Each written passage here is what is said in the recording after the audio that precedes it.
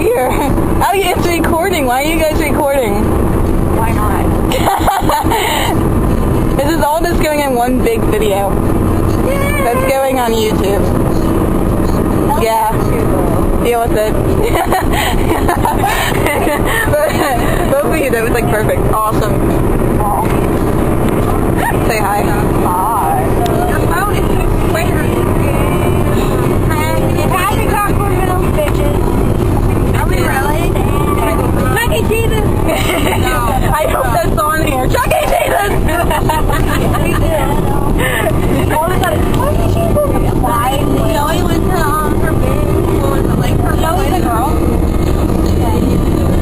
Joey's name is Rebecca, Kara. Yeah. Oh dear. Yeah, it's all those Yowie fans. That's no, it's just a regular relationship. Wait, what? Yeah. What are you talking about? Apparently there's this girl on YouTube and looks exactly like this guy.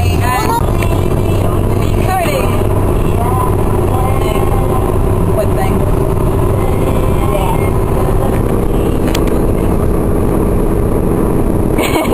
It's recording. As you make faces. Smile. Do something.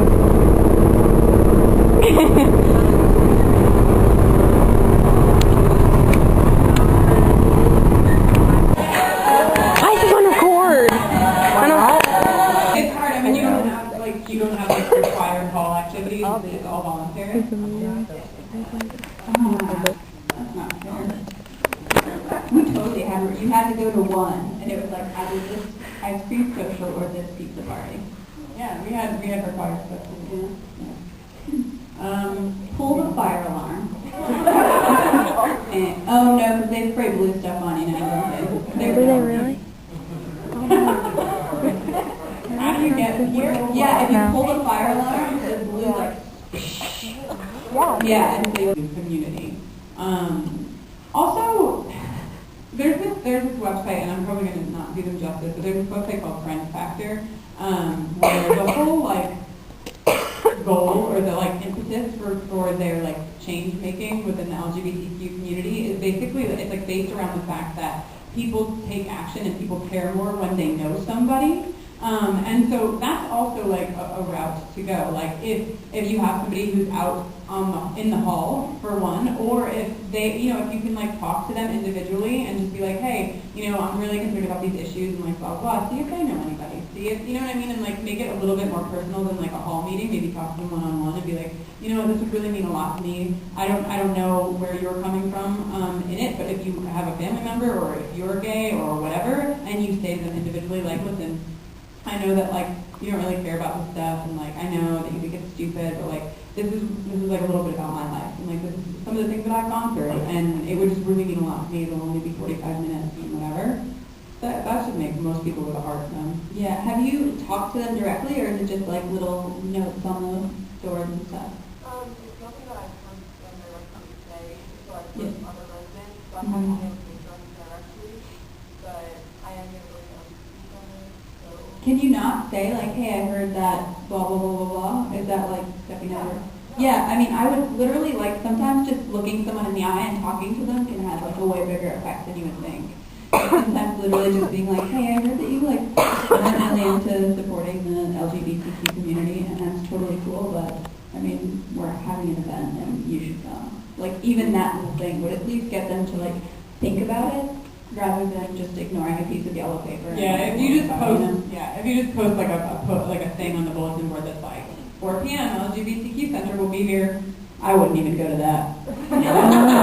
Serious, no. That would be so boring. But like, knock on their door. Knock on their doors and be like, hey, you watching The Price is Right? That looks awesome. Also, I don't know if I didn't know. Yeah. Did you watch The Price is Right in college? I watched whatever was on TV, and that's always on. You know what's really weird is I just said that to you really judgy, but I watched Kim Possible, so. Yeah, but you gotta get me. People are clapping for Kim Possible. Well, do you have a question? No, she's saying 5 minutes. I know. Okay, so we only have 5 minutes left. We can do one more anonymous question, but if there's somebody in the audience that has a burning question, now's your chance. There it is. This is kind of awkward for me.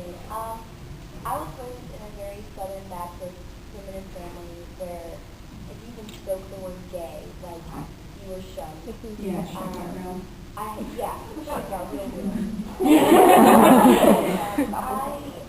There were times, my best friend's sisters were both lesbians, and I'd spent a lot of time around them, and my preacher approached me and told me that if I was lesbian, I had to leave the church. And I've always been attracted to guys, but I've found myself becoming more attracted to girls. And, like, my mother freaked out when I told her I wanted to start going to a Methodist church. And I'm just trying to, like, cope with, how do I tell her that one day I could possibly date a girl? Like, how do I approach that in that kind of environment? Is it, I mean, it sounds like since you're asking this question, it is something that you want to share with your parents right now?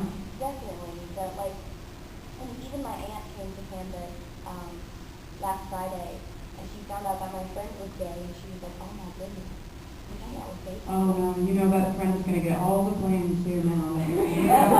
That always goes. Sorry, is that you? I really love her aunt. She's like, Katie, she's been spending time with. That always goes. Doesn't matter the music you're listening.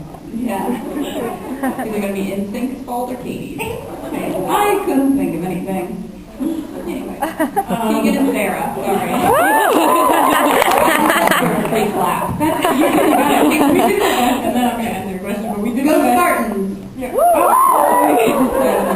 We did an event at the University of Toledo in Ohio, and it was almost, Toledo.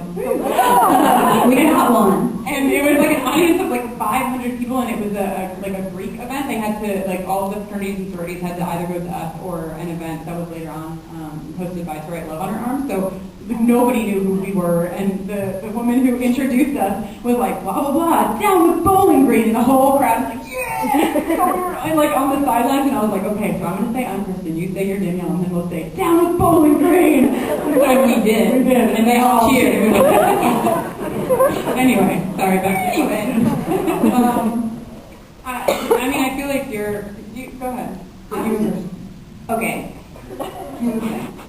You have to, before you have this conversation with your mother, expect that she's probably going to freak out and realize that it's a process. Because I think that we all get into this headspace where we're like, okay, I've finally come to terms with the fact that I might like a girl one day, and I'm going to tell my parents. And when you tell your parents and their immediate reaction isn't like, Neato, let's go shopping, then you're like, everything's horrible. But like, it was a process for you. I mean, for years you've been like, I'm pretty sure I'm attracted to guys, like maybe this is a thing, and like even right now you're like, I maybe might one day date a girl. It's like a slow process for all of us. And you have to realize that on the other side of that is a slow process for your parents. And I have a friend who came out to his parents and they freaked the fuck out and they kicked him out of the house and they didn't speak to him for 6 years. And then the 7th year was coming around and his dad called him and he was bawling and he was like, I'm so sorry, I just didn't know what to do, and after you'd been gone and we hadn't spoken for a year, I still didn't know what to do, I didn't know how to contact you, and I just feel like such an asshole. And like, and sometimes that happens. Sometimes it'll take 7 years, sometimes it'll take 6 months, sometimes your dad will say, well, it's probably your mother's fault, you know what I mean? Like, it's different for everyone. Yeah, I mean, yeah, no, absolutely. It's definitely a time. I mean, that's why I asked you if you wanted to, you know, because I do think that some people just feel like they have to, even though they don't want to yet. And so it's important, and you want to share this with your parents because they're your parents and your family, and it's a big part of like who you are and like who you're figuring yourself out, and like you want to share that with them. So I would never ever tell you not to. But what Danielle said is totally right. I mean, it was a long process for me, and it sounds like you're coming from a place that's way, way more extreme. And I mean, my mom was definitely very religious, but I don't think not to the point that your parents are. And so it really might be a situation that you should prepare for it, and know that like there are fundamental differences between your parents and you, and those exist despite who you're going to wind up dating someday. And that the conversation that you have with them doesn't have to completely hinge on who you might be dating, but rather like your beliefs and what you feel in your heart, and that I don't know where you're at, and I don't know, I mean, you're at school right now, so you're here, but I don't know if you like have to go back home to live with them and how you are financially and stuff like that. But when it comes to these situations that can be like really intense and extreme for some periods of time, it's important to also like think about those logistical things as like much as it's the last thing I'm sure you want to think about. You know, if you have a place to stay and you have people who support you and love you, then you're in a good position to have that conversation. And then if the worst happens, and your parents don't want to talk to you for 2 years, then at least you have a roof over your head and people who love you and support you. And being patient with it is really key because it's so, I mean, it's a process. They're, especially if they're not expecting it, they're going to have to go through a whole host of different feelings and thoughts, and it takes a little while. So try to have patience with it. And also realize that all of the yelling and misunderstanding and crying comes from a place of like love. You know, it stems from a place of love because they're terrified for you. You know, whether they're terrified that you're going to go to hell, or they're terrified that you're not going to be able to find a job, or they're terrified that they'll never get grandchildren. They're terrified, and they love you so much, and they're trying to reconcile, you know, this hate that they've been taught with this child that they have unconditionally loved their entire lives, you know? Yeah, that's a really awesome point. The more that you can think about that, the better you'll be able to get through it. Because it really is. I mean, and that's like the same thing with, I feel like it's not the same thing with your roommates, but I feel like a lot of times when somebody has opinions that are so polar opposite of our own, we just think that they only come from a hateful place. But a lot of times they don't necessarily come from a hateful place. They just like morph into hate because they're so extreme and there's no outlet for them. And when it comes to parents and a child, I can't imagine it. Yeah. So, yeah, patience and what Danielle said.